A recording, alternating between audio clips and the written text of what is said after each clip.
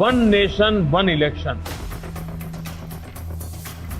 Hello दोस्तों, स्वागत है आपका इस वीडियो में। आज के समय में वन नेशन वन इलेक्शन पे बहुत डिस्कशन हो रही है, क्योंकि हाल ही में गवर्नमेंट ने एक 8 मेंबर का पैनल बना दिया है और इनका काम यही डिस्कस करना है कि one nation one election concept को क्या हम इंडिया में इम्प्लीमेंट कर सकते हैं, इसके फायदे क्या होंगे और नुकसान क्या होंगे। कई मीडिया सोर्सेस ये रिपोर्ट कर रहे हैं कि एक पार्लियामेंट्री सेशन होने वाला है 18 से लेकर 22 तारीख के बीच में। इस दौरान पॉसिबिलिटी है कि वन नेशन वन इलेक्शन से रिलेटेड कई जो बिल्स हैं, कानून हैं, ये पार्लियामेंट में पास किए जाएंगे या फिर यूनिफॉर्म सिविल कोड से रिलेटेड कोई डेवलपमेंट हो सकती है। तो आज हम बात करने वाले हैं वन नेशन वन इलेक्शन के कॉन्सेप्ट के बारे में और डिस्कस करेंगे कि दुनिया में कौन कौन से देश हैं जो सिस्टम को अपना चुके हैं और भारत के आसपास वो कौन कौन से देश हैं जो वन नेशन वन इलेक्शन की तरफ बढ़ रहे हैं या फिर बढ़ चुके हैं। तो वीडियो को आखिरी तक जरूर देखिएगा। In India, the rumor mills are buzzing. There is talk of one nation, one election. अगर भारत में हम वन नेशन वन इलेक्शन लागू कर देते हैं तो इसका बहुत बड़ा इम्पैक्ट होगा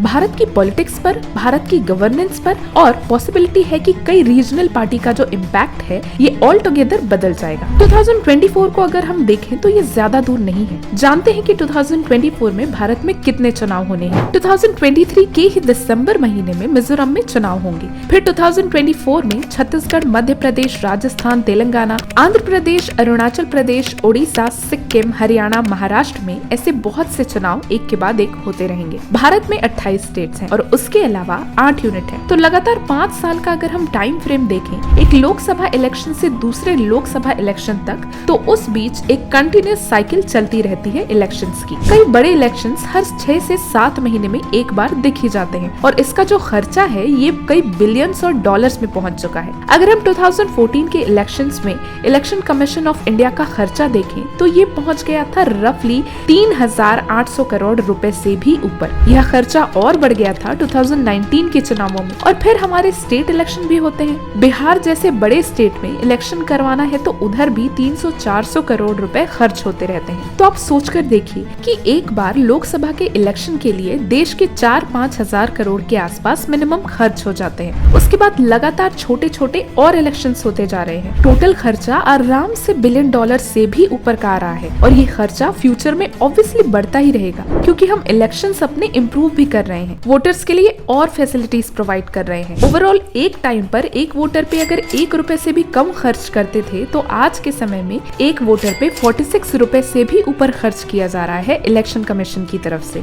अगर आप गूगल में देखेंगे तो वहाँ पे लिखा हो सकता है कि इंडिया के चुनाव दुनिया के सबसे एक्सपेंसिव बन गए हैं। 60,000 करोड़ का खर्चा हो गया। तो वो जो खर्चा दिखाते हैं 60,000 करोड़ का, वो पॉलिटिकल पार्टीज का होता है कि कैंपेनिंग में, एडवर्टाइजमेंट में सब पॉलिटिकल पार्टीज ने मिलकर कितना खर्च किया था। हम यहाँ पे बात कर रहे हैं कि सरकार का कितना खर्च होता है इलेक्शंस ऑर्गेनाइज करवाने में वर्ल्ड की लार्जेस्ट डेमोक्रेसी में। तो आज नहीं तो कल एक बहुत ही बेसिक स्टेप बनता है कि हमारा देश वन नेशन वन इलेक्शन की तरफ कदम बढ़ाए। एक टाइम पे हमारे देश में वैसे वन नेशन वन इलेक्शन का सिस्टम था, भले ही वो बाय लॉ नहीं था, मगर हमारा देश आजाद हुआ तो इनिशियली आप देखेंगे कि जो स्टार्टिंग में इलेक्शंस हुए थे, चाहे लोकसभा के इलेक्शन हो या स्टेट इलेक्शंस हो, ये सब इकट्ठा 1951 से 52 के आसपास हुए थे। उसके बाद धीरे धीरे हमने एक ट्रेंड नोटिस किया कि कोई स्टेट है वहाँ पे सरकार गिर गई और वहाँ पे बहुमत खो दी किसी गवर्नमेंट ने, तो उसकी वजह से धीरे धीरे ये साइकिल ही टूट गई। अब सिस्टम ऐसा बन गया है हमारा कि पहले हमारे लोकसभा के चुनाव होते हैं, फिर लगातार हर स्टेट के इलेक्शन अलग अलग अपने टाइम के हिसाब से होते रहते हैं। तो इकट्ठा इलेक्शन अगर हम करवाएंगे तो पैसा बचेगा, इलेक्शन कमीशन ऑफ इंडिया का पैसा बचेगा और पॉलिटिकल पार्टीज का भी पैसा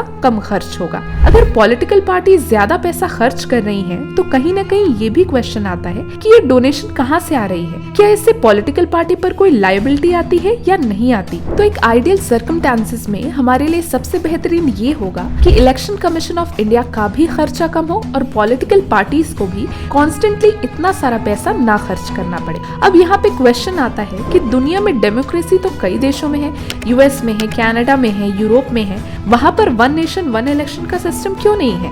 वन नेशन वन इलेक्शन हम इसे इंडिया में कहते हैं, यूरोप में या बाकी जगह पर लोग यूज करते हैं ये टर्मिनोलॉजी।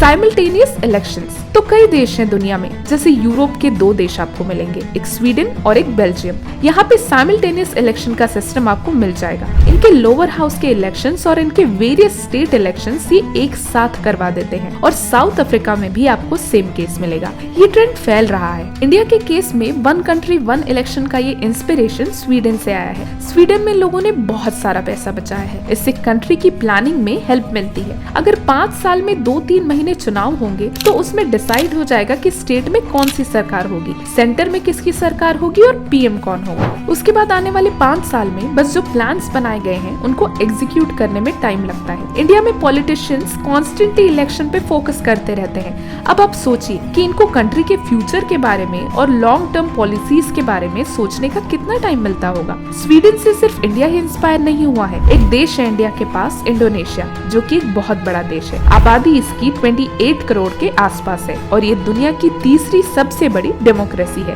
हाल ही में इस देश ने भी साइमल्टेनियस इलेक्शन का सिस्टम अपना लिया है। इंडोनेशिया 2024 में दुनिया का सबसे बड़ा सिंगल डे इलेक्शन रखने वाला है। इंडोनेशिया ने हाल ही में ये चेंजेस किए हैं और बहुत सारे लॉज बना दिए हैं। इससे ये कंट्री लगातार बहुत सारा पैसा सेव कर पाएगा इलेक्शन साइकिल्स में। वैसे इंडिया का इलेक्शन सबसे बड़ा होता है, पर इस सिंगल डे इलेक्शन में इंडोनेशिया हमसे आगे निकल जाएगा, क्योंकि ये सेंट्रल गवर्नमेंट और स्टेट गवर्नमेंट दोनों के लिए वोट करेंगे। ये कॉन्सेप्ट स्प्रेड हो रहा है कॉमन सेंस की वजह से। प्रॉपर प्लानिंग के हिसाब से पहले इलेक्शन होनी चाहिए और फिर गवर्नेंस, क्योंकि अगर कंटिन्यूअस इलेक्शन होते रहते हैं तो गवर्नेंस करने में प्रॉब्लम होती है। इंडोनेशिया के अलावा फिलीपींस और हो सकता है कई और कंट्रीज फ्यूचर में ये मॉडल अपना ले। इसके साथ एक और कॉन्सेप्ट होता है जो अफ्रीका में चलता है, डबल साइमल्टेनियस वोट। इसमें वो एक सिंगल वोट डालते हैं और यही सिंगल वोट ये डिसाइड करता है कि सेंट्रल में सरकार कौन होगी और स्टेट में किसकी सरकार होगी।